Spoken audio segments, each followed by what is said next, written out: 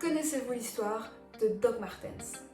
Bonjour, aujourd'hui je vais vous raconter l'histoire de la marque Doc Martens et ce par quoi elle est passée depuis sa création jusqu'à aujourd'hui. Tout commence avec Klaus Martens en 1945.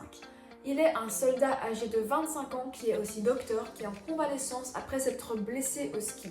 Lui et son ami le docteur Herbert Funk décident de créer une chaussure orthopédique à base d'un vieux pneu. Au bout de quelques améliorations, ils arrivent à créer une semelle avec un petit coussin d'air. Et c'est à ce moment-là qu'on peut dire que les Doc Martens sont nés. À ce moment-là, la marque s'appelait Doc Martens, écrite comme ceci. Et c'est 4 ans plus tard, donc en 1949, que Klaus décide de déposer un brevet pour son invention. Il commence à produire son invention à la main dans la ville de Sieshaupt et il connaît tout de suite un énorme succès, ce qui pousse les deux amis à ouvrir une usine à Munich en 1952. À la fin des années 50, il existe déjà plus de 200 modèles. Et c'est en 1959 qu'un certain Bill Griggs tombe sur la publicité de la marque dans un magazine professionnel. Là où tout le monde trouve que la semelle est gadget, Bill Griggs voit immédiatement le potentiel de la semelle au coussin d'air et décide de se lier d'amitié avec les deux Allemands. Et c'est grâce à l'anglais Bill Griggs que les Doc Martens se font connaître internationalement. La famille Griggs n'est pas inconnue dans le monde de la chaussure car sa famille en produit depuis 1901. Et elle est assez connue pour faire des bottes militaires et des chaussures de mineurs dans un petit village en Angleterre.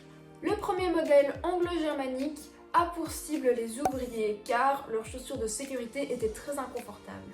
L'anglais décide de se procurer les machines pouvant produire les fameuses chaussures, non sans mal, c'est-à-dire que les machines étaient tellement grandes qu'elles ne rentraient pas dans l'espace que Bill Griggs avait décidé de les mettre et la ville avait refusé d'augmenter le toit, ce qui fait qu'il a tout simplement creusé dans le sol afin de pouvoir mettre les machines. Il remanie un peu la paire et fait quelques changements tels que le bout arrondi et la fameuse surpiqûre jaune.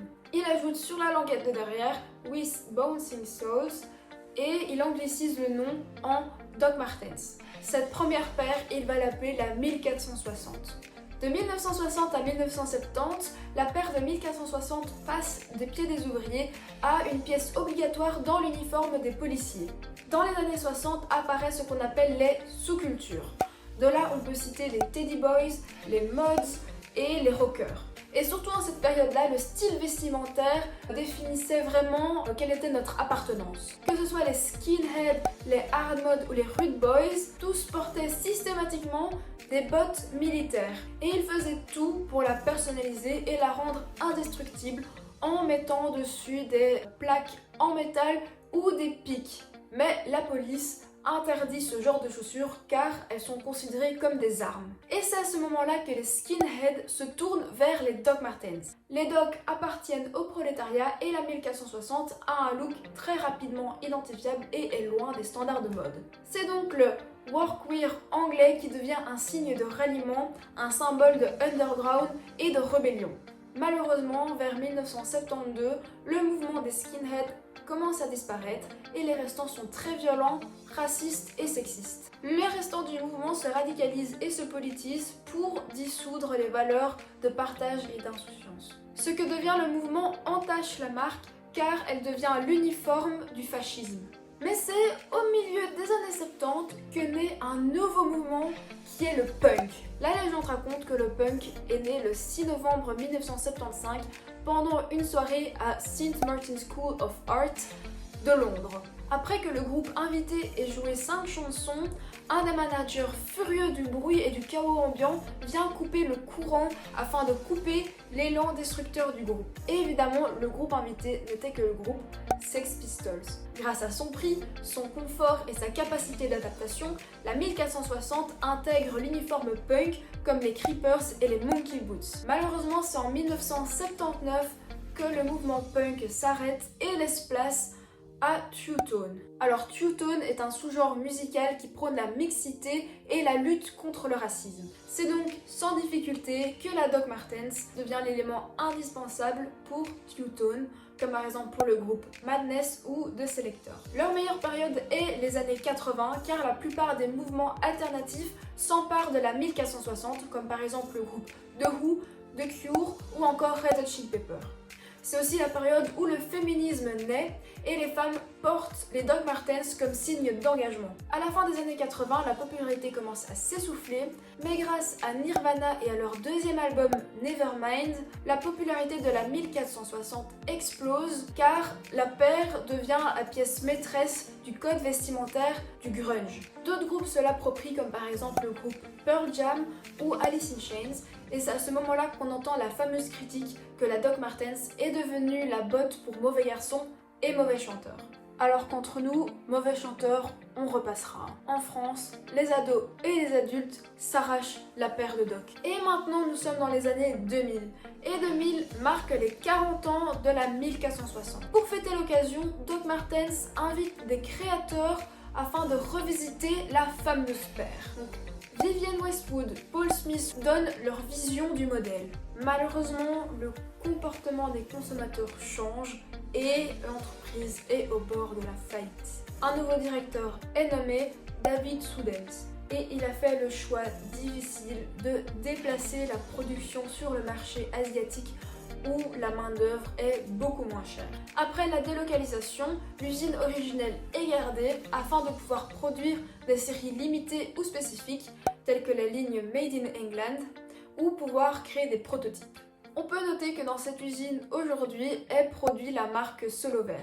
Pour les 50 ans, donc en 2010, Doc Martens s'associe à nouveau avec des créateurs tels que Jean-Paul Gaultier pour revisiter la paire. Sauf que cette fois-ci, la marque a décidé de miser sur son thème de prédilection, la musique.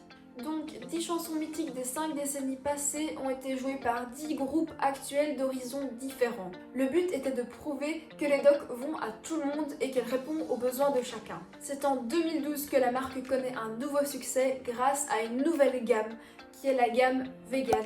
Plus de nouveaux modèles tels que les derbies, les sandales, les mules et de nouvelles bottes. Aujourd'hui, la marque continue à vivre comme un mythe de la chaussure britannique. Et qu'on aime ou qu'on déteste, une Doc Martens, on la reconnaît immédiatement tellement son style a marqué les générations. Et voilà, maintenant vous connaissez l'histoire de Doc Martens et le parcours qu'ils ont parcouru pour arriver où ils en sont aujourd'hui. Et je voulais terminer avec une petite parenthèse sur les chaussures que je préfère de chez Doc Martens et celles que j'aimerais bien m'offrir dans un futur proche. Donc pour l'instant je ne possède qu'une paire de Doc Martens qui est la 1460, la classique, et voilà, je suis absolument fan. J'ai noté ici donc mes 3 paires préférées de la marque. Donc je cite en premier évidemment la classique 1460 que je trouve absolument belle et indémodable. Ensuite, un petit peu plus récente, la Boots Platform Jadon. Donc c'est comme ça qu'elle s'appelle sur le site, mais c'est exactement la même que la 1460, sauf qu'il y a une plus grosse semelle et une tirette à l'intérieur. Et ensuite, en parcourant sur le site, j'ai vu une paire en particulier qui m'a fait de l'œil. Donc je pense que c'est une paire qui a été personnalisée par un des créateurs. Donc c'est la Boots 1460 Needles revisitée par Shimizu. Donc voilà, je vais essayer de mettre une photo. Après, je ne connais pas du tout les créateurs, soit Needles, soit Shimizu, j'avoue que je ne sais pas.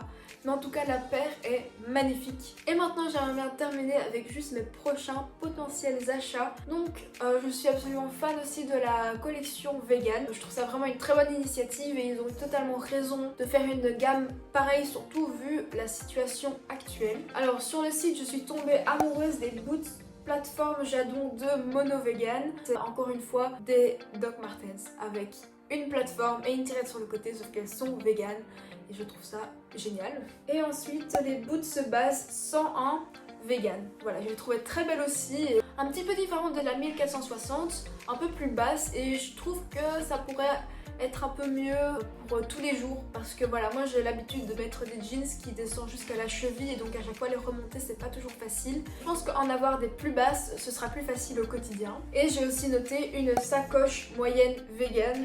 Donc ça, j'ai pas précisé la couleur parce qu'en général, toutes leurs sacoches sont vraiment belles. Donc voilà, merci d'avoir regardé cette vidéo. J'espère qu'elle vous aura plu et que vous en aurez un petit peu plus appris sur la fameuse marque Doc Martens. On se retrouve dans une prochaine vidéo et à bientôt!